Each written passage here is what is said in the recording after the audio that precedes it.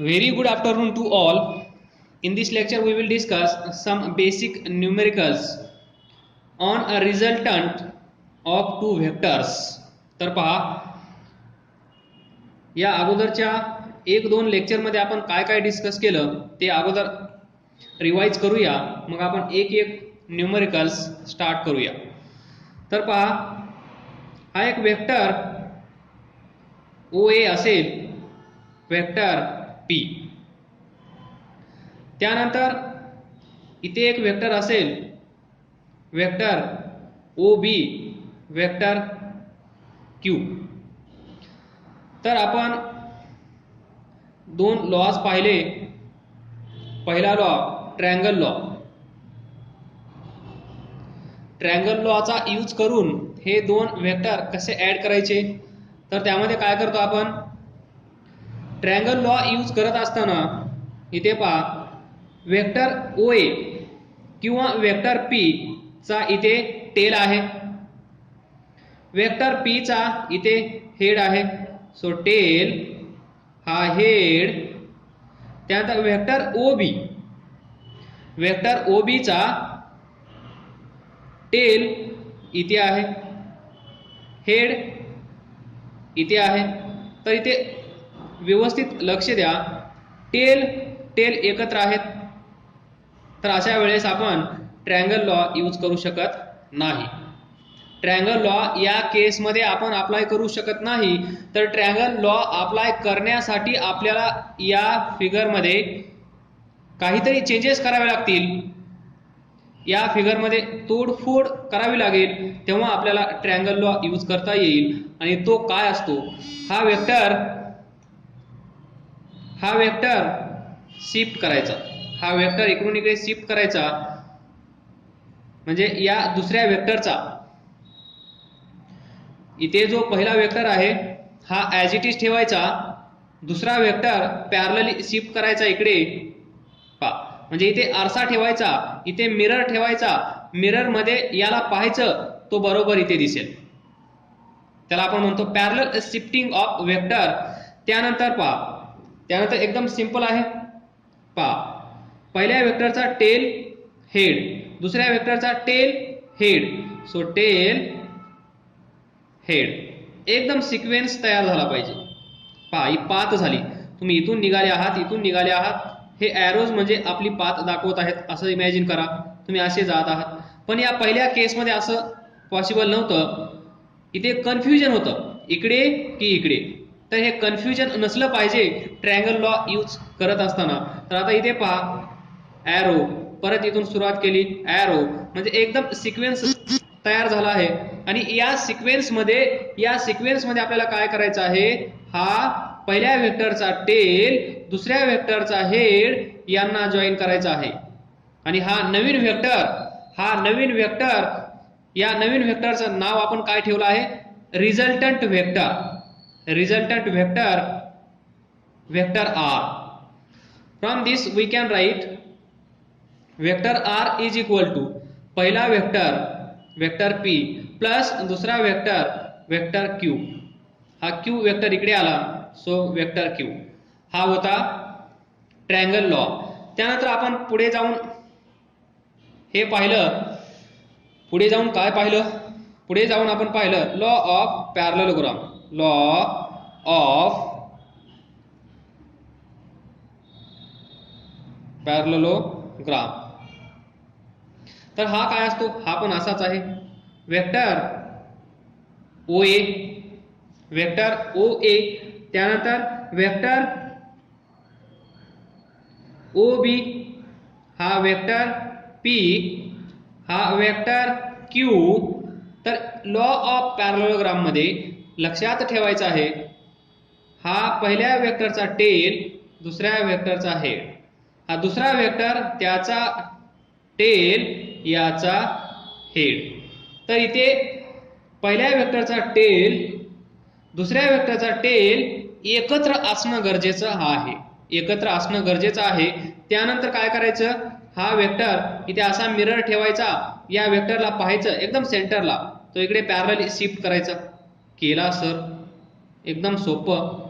या साईडला एक सिक्वेन्स तयार झाला आहे. त्यानंतर हा आपण शिफ्ट केला, त्यानंतर आपल्याला याला पण शिफ्ट करावं लागेल अपोजिट इकडे, जशास तसा इथे शिफ्ट करायचा.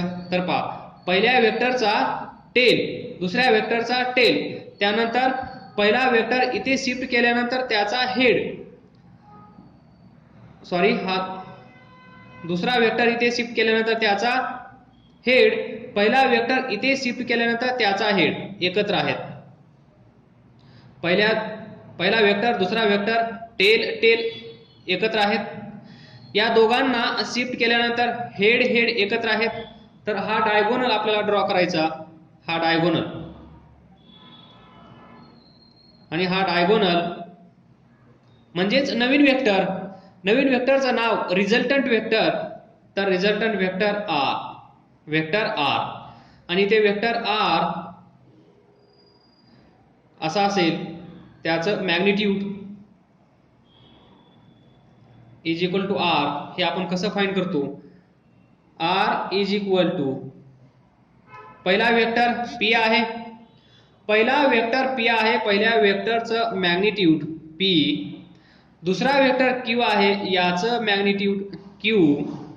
तर इथे लिहा पी चा स्क्वेअर, दुसरा वेक्टर त्याचं मॅग्निट्यूड त्याचा स्क्वेअर, प्लस या दोघांचा प्रोडक्ट पी क्यू.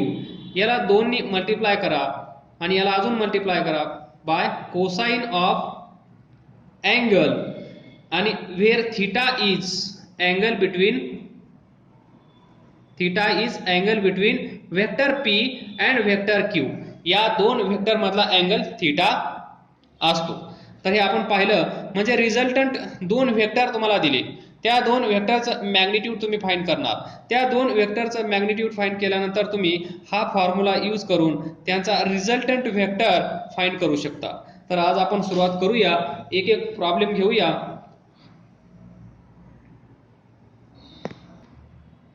तर पहा क्वेश्चन काय आहे. दोन वेक्टर आहेत, त्या दोन वेक्टरचं मॅग्निट्यूड, पहिल्या वेक्टरचं मॅग्निट्यूड 6 आहे, दुसऱ्या वेक्टरचं मॅग्निट्यूड 8 आहे, and respectively find the magnitude of resultant. तर पहा, आपल्याकडे दोन वेक्टर असतात, वेक्टर पी वेक्टर क्यू.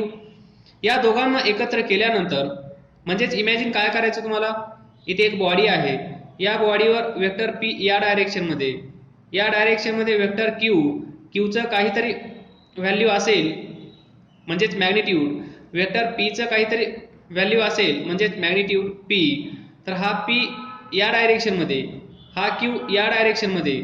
तर ही बॉडी इकडे पण जाणार नाही, ही बॉडी इकडे पण जाणार नाही, ही बॉडी इकडे जाईल, आणि ज्या डायरेक्शन मध्ये जात असते ही बॉडी, ज्या डायरेक्शन मध्ये मोशन मध्ये येते, त्या डायरेक्शन मध्ये या दोघांचा रिझल्टंट वेक्टर कार्यरत असतो. या डायरेक्शन मध्ये त्याची डायरेक्शन असते, त्यामुळे ती बॉडी या डायरेक्शन मध्ये जाते. तर त्यांनी हा दिला आहे, आपल्याला आर ची व्हॅल्यू विचारली आहे, वेक्टर आर आणि वेक्टर आर चं मॅग्निट्यूड आर. तर we can use law of parallelogram. या लॉचा यूज करून ही डायग्राम काढण्याची गरज नाही, डायरेक्ट तुम्हाला प्रॅक्टिस नंतर हा फॉर्म्युला आठवेल. बाय युजिंग दिस फॉर्म्युला, पहिला वेक्टर दुसरा वेक्टर, पहिला वेक्टर दुसरा वेक्टर, आणि theta angle between two vector. तर अँगल बिटवीन टू वेक्टर दिला आहे. या 3 केसेस मध्ये आपल्याला हा प्रॉब्लेम सॉल्व्ह करायचा आहे. तर पहा, टू वेक्टर्स, पहिला वेक्टर आपण वेक्टर पी कन्सिडर करूया. या वेक्टरचा magnitude is equal to P is equal to 6, हे गिवन आहे.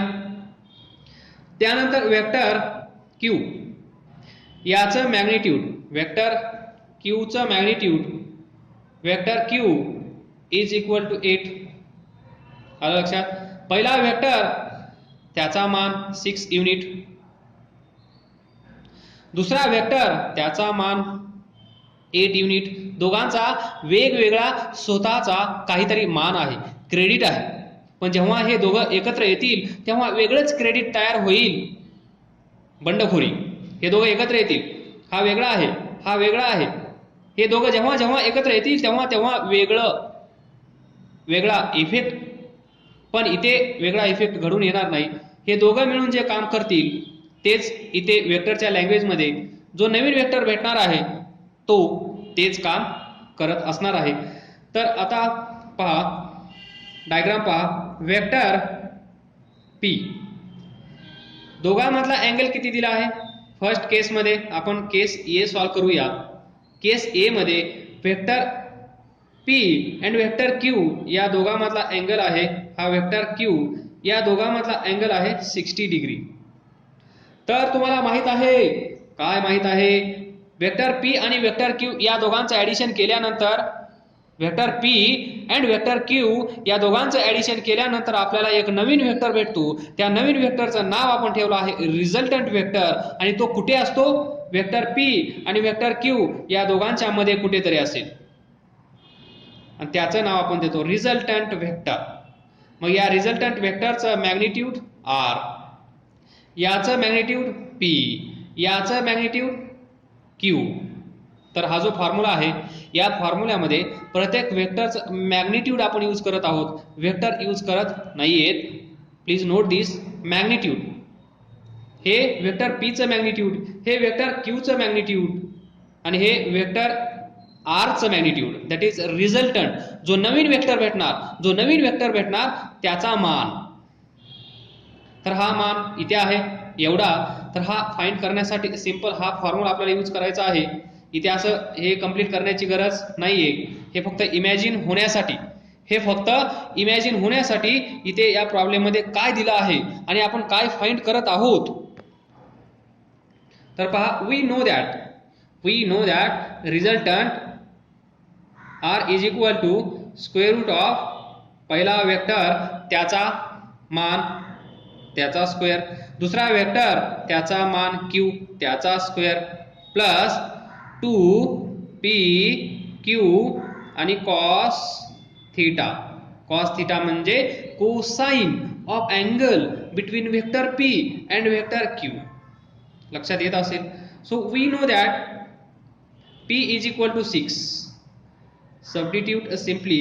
p is equal to 6 square, q is equal to 8 square, to as it is p 6 q 8 cos, दोन vector मधला angle किती दिला आहे? 60. So cos 60. आणि प्रॉब्लेम सॉल्व्ह झाला आहे. कसा सॉल्व्ह करणार? 6 चा स्क्वेअर 36, 8 चा स्क्वेअर 64, 6 8 जा 40, बरोबर 48 इंटू 2. तर इथे आपण एक स्टेप वाढवूया म्हणजे लवकर. कॉस 60. आता पहा, कॉस 60 तुम्हाला माहित असेल नसेल तर मी एक छोटंसं काम देतो तुम्हाला. इथे लिहा 0, त्याच्यानंतर 1, त्याच्यानंतर 2, त्याच्यानंतर 3, त्याच्यानंतर 4. याला 4 नी डिवाइड करा, याला 4 नी डिवाइड करा, याला 4 नी डिवाइड करा, याला 4 नी डिवाइड करा, याला 4 नी डिवाइड करा. त्यानंतर डिव्हिजन करून काय येतं पहा. इथे 0 येईल, इथे 1/4 येईल, इथे 1/2 येईल, इथे 3/4 ॲज इट इज राहील, 4/4 1 येईल, बरोबर. त्यानंतर सिंपली स्क्वेअर रूट घ्यायचा आहे. 0 ला 0, 1/4 चा स्क्वेअर रूट 1/2, 1/2 चा स्क्वेअर रूट 1/√2, 3/4 चा स्क्वेअर रूट 3/2 आणि 1 चा स्क्वेअर रूट 1. मग इथे लिहा तुम्ही साइन.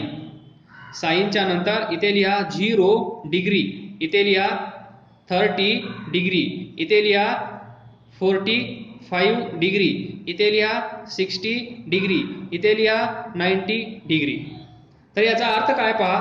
साइन 0 ची व्हॅल्यू 0, साइन 30 ची व्हॅल्यू हाफ, साइन 45 ची व्हॅल्यू 1/√2, साइन 60 ची व्हॅल्यू √3/2, साइन 90 ची व्हॅल्यू 1. आता हे झालं साइनचं. याच्यानंतर इथे लिहा कॉस. काय लिहिलं? कॉस. कॉस साठी हे उलट लिहा. 0 पासून सुरुवात केली, आता 90 पासून करा. 90 च्या नंतर कोण आहे? 60. त्याच्यानंतर कोण आहे? 45. 45 च्या नंतर कोण आहे? 30. 30 च्या नंतर कोण आहे? 0. बरोबर. तर cos 90 ची व्हॅल्यू 0, cos 60 ची व्हॅल्यू हाफ, cos 45 ची व्हॅल्यू ही, cos 30 ची व्हॅल्यू ही, cos 0 ची व्हॅल्यू ही. तर हा टेबल तुम्हाला पाठ करून ठेवायचा आहे. ज्यांना पाठ असेल त्यांच्यासाठी काही प्रॉब्लेम नाही, पण ज्यांना हा पाठ नसेल त्यांनी हा पाठ करून ठेवा. मग आता सांगा cos 60 इथे कुठे आहे? cos इथे आहे, 60 इथे आहे, तर इथून इथे जायचं 1/2, तर इथे पुट करा 1/2. हा हाफ हाफ कॅन्सल होईल, मग इथे येईल 48. मग हे किती येईल? 36 प्लस 64 100 प्लस 48 148 युनिट्स. तर पहा, जे आपण आतापर्यंत बोलत होतो, दोन व्हेक्टर ऍड केले म्हणजे काय नेमकं? दोन व्हेक्टर ऍड केले म्हणजे नेमकं काय? तर दोन व्हेक्टर मध्ये हा पहिला व्हेक्टर कितीचा आहे? 6 चा, दुसरा व्हेक्टर आहे 8 चा. या दोघांमध्ये अँगल आहे 60. तर ही बॉडी इथे आहे, याच्यावर या डायरेक्शन मध्ये किती, याच्यावर जो कोणी ऍक्ट होत असेल, जर हे फोर्स असतील तर हा फोर्स असेल, हे दोन व्हेलॉसिटी असतील तर हा व्हेलॉसिटी असेल, हे दोन डिस्प्लेसमेंट असतील तर हे डिस्प्लेसमेंट असेल. तर आता इथे सिंपल त्यांनी काहीच दिलेलं नाही, युनिट दिलेला आहे, त्यामुळे आपण याला काहीच कन्सिडर करू शकत नाही. तर आपण फॉर एक्झाम्पल आपल्याला समजण्यासाठी हे दोन फोर्स आहेत असं इमॅजिन करू शकतो. म्हणजे या बॉडीवर दोन फोर्स इथे एक्झर्ट होत आहेत, एक इकडे खेचत आहे, एक इकडे खेचत आहे. तर एक इकडे म्हणजे या दोघांचं ऍडिशन झाल्यानंतर रिझल्टंट वेक्टर आपल्याला या डायरेक्शन मध्ये भेटत आहे. तर हा वेक्टर म्हणजे वेक्टर r, याचं मॅग्निट्यूड r आणि याची व्हॅल्यू किती आहे? Square root of 148. हे जवळपास किती असेल? 12 पॉइंट समथिंग. हे किती असेल? 12 पॉइंट समथिंग. तर पहा, पहिला 6 आहे, दुसरा 8 आहे. तर आपण काय करतो? 6 plus 8 is equal to 14. Addition म्हणल्यानंतर सोपा आहे ना, अल्जेब्रा सोपा आहे ना. 6 प्लस 8 14, पण आपल्याला 14 तर भेटलाच नाही. म्हणून मी तुम्हाला सांगत होतो सिंपल अल्जेब्रा यूज करायचा नाही. एक दोन केस आहेत जिथे हे फॉलो होतं, पण बाकी सर्व ठिकाणी हे फॉलो होत नाही. जिथे जिथे बाळांनो आजपासून वेक्टर तुम्हाला दिसेल तिथे सिंपल अल्जेब्रिक सम तुम्ही करू नका, सिंपल अल्जेब्राचं लॉजिक वापरू नका.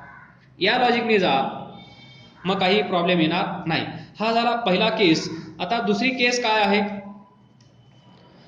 दुसरी केस बी. हा एक वेक्टर आहे 6 युनिटचा, हा दुसरा वेक्टर आहे, सॉरी, पहिला वेक्टर 6 युनिट, दुसरा वेक्टर आहे असा, हा वेक्टर 8. या दोघांमधला अँगल दिला आहे 90. दोन व्हेक्टर मधला अँगल म्हणजे काय? दोन व्हेक्टर मधला छोटूसा अँगल तुम्हाला कन्सिडर करायचा आहे. तर इथे दोन अँगल तुम्हाला भेटतील. या साईडला 270 असेल, हा मोठा आहे, हा छोटा आहे, तर हा अँगल असतो अँगल बिटवीन टू व्हेक्टर. तर काय करणार तुम्ही पुढे? सेम, याला पहिला, याला दुसरा, तर तेच वेक्टर पी. तुम्हाला समजण्यासाठी मी वेक्टर पी असं लिहित आहे. या क्वेश्चन मध्ये तुम्ही ज्यावेळेस प्रॅक्टिस कराल तुम्हाला कळेल, त्यावेळेस असं लिहिण्याची गरज नाही. डायरेक्ट तुम्ही असं लिहू शकता, P is equal to 6, vector Q is equal to त्याचं magnitude Q is equal to 8 आणि angle between two vector is 90. तर पहा, ही एक स्पेशल केस आहे. कसली केस आहे? स्पेशल केस.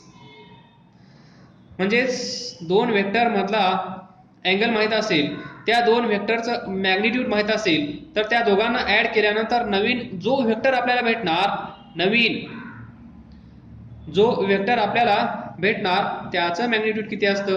पहिला वेक्टर त्याचं मॅग्निट्यूड त्याचा स्क्वेअर, दुसरा वेक्टर त्याचं मॅग्निट्यूड त्याचा स्क्वेअर आणि सो ऑन.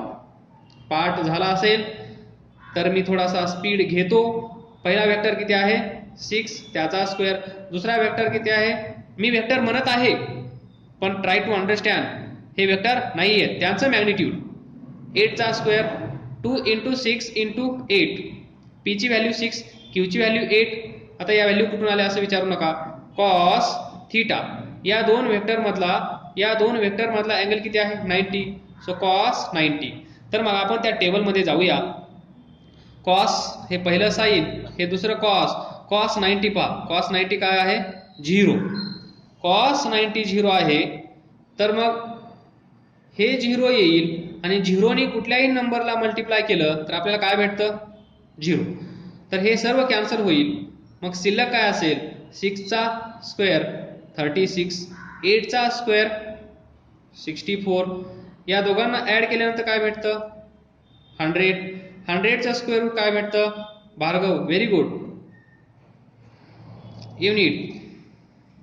तर ही झाली second case. Save your time. त्यानंतर C angle between two vector is 1 to 0. Diagram create करतो.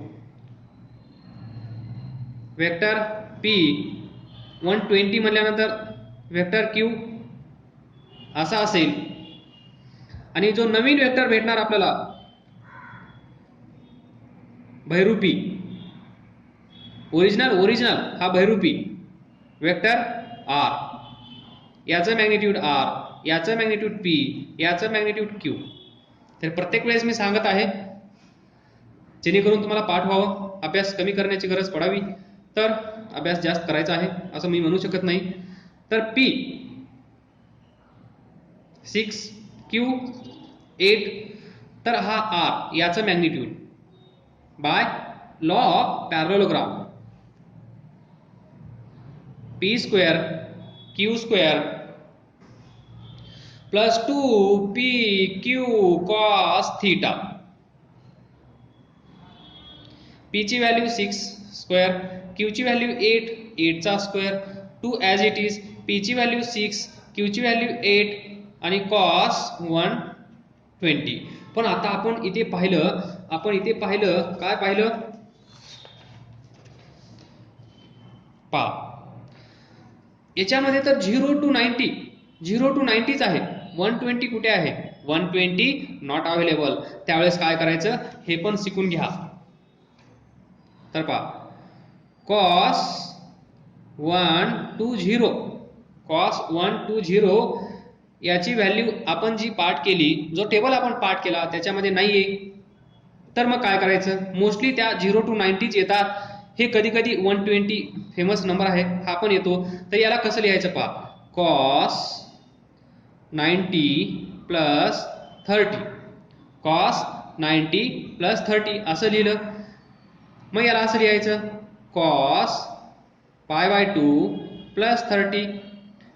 याला असं लिहिलं, याला असं लिहिलं. कुणालाही कन्फ्युजन नसावं. 90 ला π/2 का लिहिलं कारण तुम्हाला माहित आहे 90 डिग्री आहे. डिग्रीचं रेडियन मध्ये कन्वर्ट करण्यासाठी आपण काय करतो π/180 नी मल्टिप्लाय करतो. 90 2 जा सो π/2. 90 डिग्री मध्ये आहे, π/2 रेडियन मध्ये आहे. तर हे तुम्ही भरपूर प्रॅक्टिस केलेली आहे म्हणून 90 ला π/2 लिहिलं. त्यानंतर cos π/2 प्लस 30. त्यानंतर हे लक्षात ठेवा first quadrant, second, third, fourth. इथे 0 डिग्री, इथे 90 डिग्री, इथे 180 डिग्री, इथे 270 डिग्री आणि परत इथे 360 डिग्री. कंप्लीट झाल्यानंतर 0, 90, 180, 270, 360 एवढा अँगल 90. त्यानंतर हा 90, त्यानंतर हा 90, त्यानंतर हा 90, टोटल 360. तर मला सांगा cos π/2 प्लस 30, π/2 प्लस 30 कुठे आहे π/2 प्लस 30 म्हणजे 90 प्लस 30 म्हणजे इथे आहे. ही जी व्हॅल्यू आहे ही व्हॅल्यू काहीतरी असेल 120 कुठे आहे याच्यामध्ये. व्हेरी गुड दर्शना, तो इथे आहे. मग याला तुम्ही काय करणार जेव्हा 90 असतो इथून इथे येतो आपण पहा, इथून इथे येतो त्यावेळेस कॉसचा साइन होतो आणि साइनचा कॉस होतो. तर cos π/2 प्लस 30 याचा काय होतो कॉसचा साइन इथे π/2 असेल तेव्हा, पाय असेल तेव्हा, फक्त पाय असेल तर कॉसचा कॉसच होतो आणि साईनचा साईनच होतो. तर साईन झाला. Sine of this angle, sine of 30 म्हणजे साईन 30. कॉसचा साईन जर इथे π/2 असेल तर, व्यवस्थित लक्ष द्या, कॉसचा साईन जर इथे π/2 असेल तर, आणि साईन झाल्यानंतर हा जो राहिलेला अँगल आहे तो इथे लिहायचा. म्हणजे कॉस 120 ला, म्हणजे कॉस 120 ची व्हॅल्यू आणि साईन 30 ची व्हॅल्यू सेम असेल. पण इथे अजून एक गोष्ट लक्षात ठेवायची आहे तुम्हाला, अजून एक गोष्ट तुम्हाला लक्षात ठेवायची आहे. ती गोष्ट म्हणजे प्लस आहे की मायनस आहे. तर लक्षात ठेवायचं इथे ऑल पॉझिटिव्ह असतात, ऑल पॉझिटिव्ह असतात. इथे फक्त साईन पॉझिटिव्ह असतो, इथे फक्त टॅन पॉझिटिव्ह असतो, इथे फक्त कॉस पॉझिटिव्ह असतो.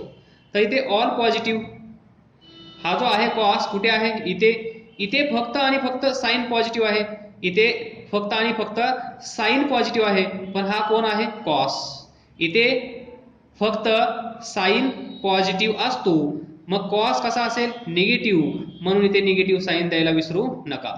हा निगेटिव्ह साईन इथे येईल. मग आता तुम्ही पहा त्या टेबलमध्ये चला, साईन 30 ची व्हॅल्यू किती आहे 1/2, साईन 30 ची व्हॅल्यू किती आहे 1/2, साईन 30 1/2. तर मायनस साईन 30 ची व्हॅल्यू 1/2. कुणीतरी व्हॅल्यू पाठवली होती, छान वाटलं. तर मग इथे काय येईल कॉस 120 मायनस 1/2. तर पहा प्रत्येक वेळेस एवढं करायची गरज आहे का, नाही. तर काय करायचं, आज तुम्हाला माहित झालं कॉस 120 किती असतो -1/2. इथून पुढे टेन्शन घ्यायचं काम नाही, जिथे कॉस 120 तिथे -1/2. तर काय होईल 2 कॅन्सल होईल. तर मग याला कसं लिहावं लागेल, r इज इक्वल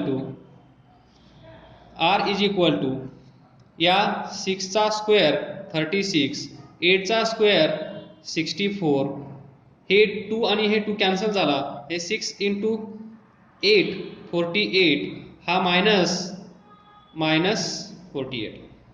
सो हे तर तुम्हाला माहित आहे 100 येतं बरोबर. मग हे 100 आल्यानंतर हे प्लस मायनस मायनस होतं 48.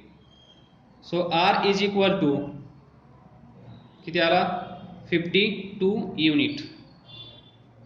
ॲक्च्युअल व्हॅल्यू काढायची असेल तर हा 49 च्या जवळपास आहे. 49 चं स्क्वेअर रूट किती असतं, म्हणजे हे किती आहे 49 प्लस 3 आहे 52. 49 चं square root 7 point something actual. इथे इथपर्यंत आला तरी छान. अजून कुणाला पुढे जायचं असेल तर याचा स्क्वेअर रूट काढा, हे 7 पॉईंट काहीतरी येईल. आणि तर पहा 2 vectors acting through a point. तर आताच आपण भरपूर सारा डिस्कशन केला आहे. हा पॉइंट असेल, हा मास असेल, हा काहीतरी असेल, याच्यावर हा एक वेक्टर, हा एक वेक्टर, हा दुसरा वेक्टर कसाही असू शकतो, किंवा हे 2 वेक्टर कसे असू शकतात, त्या 2 वेक्टरमध्ये अँगल असू शकतो, त्या 2 वेक्टरची काहीतरी मॅग्निट्यूड असू शकते. या 3च गोष्टी तुम्हाला लक्षात ठेवायच्या आहेत. तर एक पॉइंट आहे, त्या पॉइंट मधून 2 वेक्टर ऍक्ट होत आहेत असं सांगितलं आहे. 2 vectors acting through a point are in the ratio 3:5. तर पहा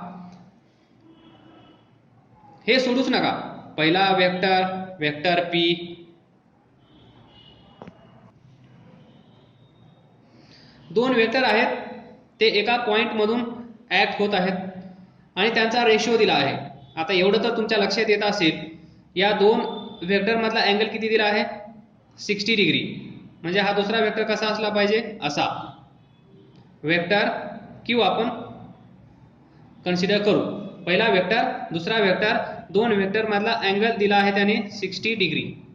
2 vectors acting through a point, इथे ऍक्ट होत आहेत, हा point are in the ratio 3:5 if the angle between them is 60 degree and the magnitude of their resultant is 35. जे या अगोदरच्या question मध्ये आपण फाइंड केलं, याचं मॅग्निट्यूड दिलं होतं, याचं मॅग्निट्यूड दिलं होतं. हा जो तिसरा वेक्टर असेल, नवीन वेक्टर भैरूपी, हा वेक्टर कोणता असतो? Vector R, resultant vector. याचं मॅग्निट्यूड आर. या अगोदरच्या क्वेश्चन मध्ये आपण आर फाइंड केला. या क्वेश्चन मध्ये आर दिला आहे. काय आहे? हा गिवन आहे. आणि पी आणि क्यू या दोघांचा रेशिओ दिला आहे. म्हणजे याची काहीतरी व्हॅल्यू असेल, याची काहीतरी व्हॅल्यू असेल. या दोघांचा रेशिओ त्यांनी दिला आहे 3:5. या दोघांचा रेशिओ 3:5 दिला आहे. तर थोडस साईडला या, इकडे पहा. 8/4 याला आपण रिड्यूस करू शकतो. 4/2. परत याला रिड्यूस करू शकतो आपण 2/1. तर याला काय म्हणत असतो आपण? रेशिओ. ऍक्च्युअल व्हॅल्यू काय होती? 8 आणि 4 रिड्यूस करून ती कुठे आली? 2:1. तर हा जो नंबर आहे याला आपण काय म्हणत असतो? रेशिओ. आणि हा रेशिओ त्यांनी दिलेला आहे. म्हणजे हा रेशिओ दिला आहे. या रेशिओ वरून आपल्याला त्याची ओरिजिनल व्हॅल्यू 8 आहे, 4 आहे. हा पहिला असेल P, हा दुसरा असेल Q. इथे P आणि Q हे नाहीयेत, समजण्यासाठी दाखवत आहे. तर रेशिओ दिला आहे. या रेशिओ वरून त्याची ओरिजिनल व्हॅल्यू किती आहे? Find the magnitude of vector. Vector P, vector Q हे दोन वेक्टर आहेत. या दोन वेक्टरचं मॅग्निट्यूड दोघांचं वेगवेगळं असेल, जे त्यांनी इथे दिलं नाही ते आपल्याला फाइंड करायचं आहे. या दोघांचं मॅग्निट्यूड दिला आहे, पण त्याचा रेशिओ दिला आहे. तर पहा, इथे पहा, मी असं करू शकतो. आता 8/4 ला आपण रेशिओच्या स्वरूपात असं लिहितो. तर याच्यापासून मला हे भेटवण्यासाठी याला x ने मल्टिप्लाय केलं, याला x ने मल्टिप्लाय केलं, तर याची व्हॅल्यू चेंज होईल का? नाही होणार, कारण x कॅन्सल होतो. परत आपल्याला 2:1 भेटतो. मग x काय असेल? या 2 ला x ने मल्टिप्लाय केलं, या 1 ला x ने मल्टिप्लाय केलं, तर आपल्याला हा नंबर भेटतो न्यूमरेटरला. 1 ला x ने मल्टिप्लाय केलं तर आपल्याला हा डिनॉमिनेटरचा नंबर भेटतो. तर मग इथे x ची व्हॅल्यू काय असेल? x ची व्हॅल्यू इथे काय असेल? 4. म्हणजेच x ची व्हॅल्यू 4 जर आपण ठेवली, 4 × 2 8 आपल्याला ओरिजिनल व्हॅल्यू भेटत आहे, बरोबर. x ची व्हॅल्यू इथे 4 ठेवली तर 4 × 1 4 भेटत आहे. म्हणजे ओरिजिनल नंबर आपल्याला भेटत आहे फ्रॉम रेशिओ. जर आपल्याला रेशिओ माहित असेल, त्या रेशिओला आपण एका नंबरने मल्टिप्लाय केलं, त्याच नंबरने याला मल्टिप्लाय केलं, तर आपल्याला ओरिजिनल नंबर भेटत आहे. तेच आपल्याला हेच